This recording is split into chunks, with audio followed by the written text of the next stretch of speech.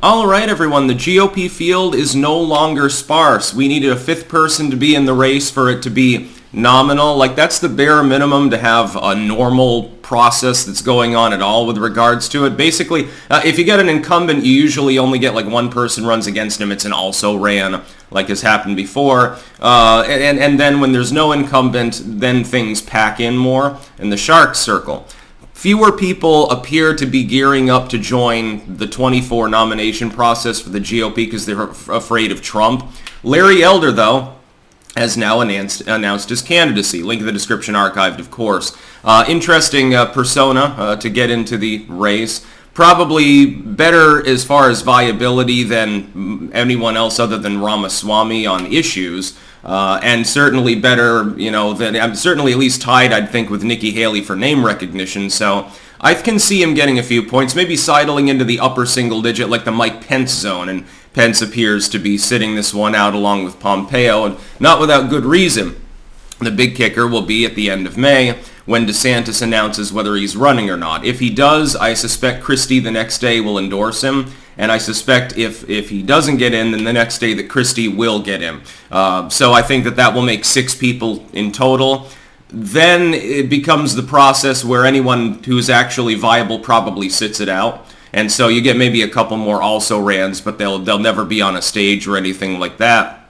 His candidacy will not, in the end, result in him being nominated. But Larry Elder probably will have more support than Warhawk Nikki Haley, deep state CIA asset Hutchinson, or well-meaning dude with no political experience who nobody knows about, Ramaswamy. So I guess he's got that advantage. Again, if DeSantis doesn't run, Larry Elder might come in second place and end up VP. I think that's why he's running.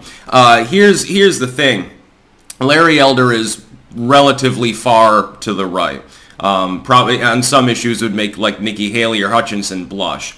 Very pro-gun, which is good. He manages the Epoch Times. They've got extreme anti-China tendencies, so at the very least we know he's not a commie. He walks the walk against wokeness.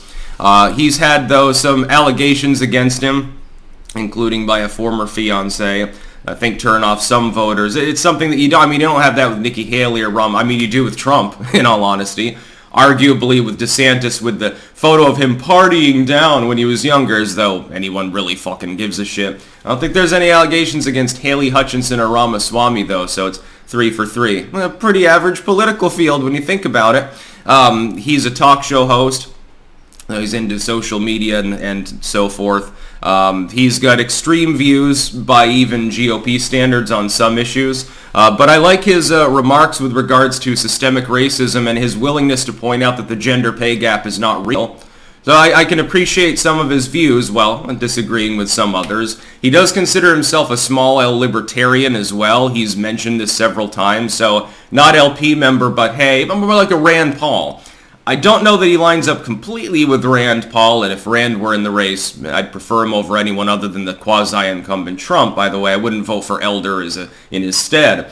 But edges in that direction. It's sort of like a Massey or something like that. You could describe them similarly under the political banner.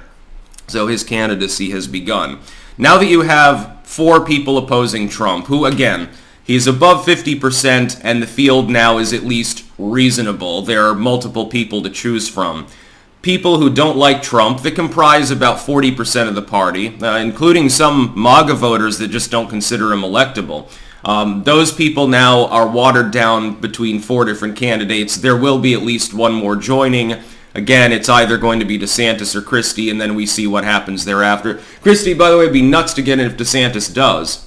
His political career, what little embers were left after his political career burned down will have been doused by a nice cold drink of water at that point.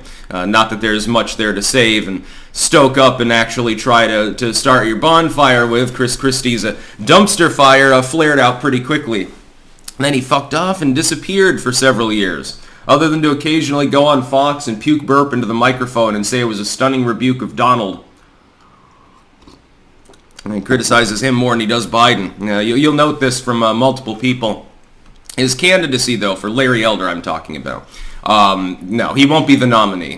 This is my analysis does not change with regards to the GOP primaries.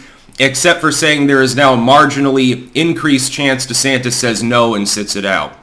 At that point, by the way, if DeSantis doesn't get in, we'll assume that Trump is nominee as of that time. There's nobody else to run against him. Mike Pence, again, I don't think is going to get in.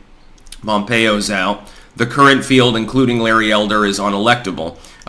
There's just too much core support, I think, behind Donald Trump. But basically, for all of these people, they appear to be jockeying for a cabinet position, or just the ability to get up on a debate stage and say their piece and maybe inject an issue like Beto would do this. His thing was guns, guns, guns, guns, guns. He was never really electable when he was running for president. He was trying to drum up core support for a Senate run, which didn't go so well. And then when he failed that, the poor sad sack had to run for governor, and he failed at that too. So Beto is now down and out. He spent a couple of days actually afterwards sulking and then went right back to anti-gunnery. You'll notice Larry Elder doesn't have that problem, though. He's got other things he can do. He can pitch Epoch Times, for example, while he's up on a debate stage. That would be interesting. He can write a book about his experience, make millions of dollars. When you're in the talk show circuit and stuff like that, certainly money's on your mind. And because his views, well, some of them, again, I deeply disagree with, coincide fairly well with a lot of core GOP, he has, if not viability, like I doubt he would break into the double digits, at the very least he has a shot to be one of the candidates that is in like the top 3 sort of ranking. This is something that I don't think, like, for all of the good things that he's saying on guns and Taiwan and stuff, Ramaswamy's not going to do that. Asa Hutchinson, people talked about him for 10 minutes, so it won't be him.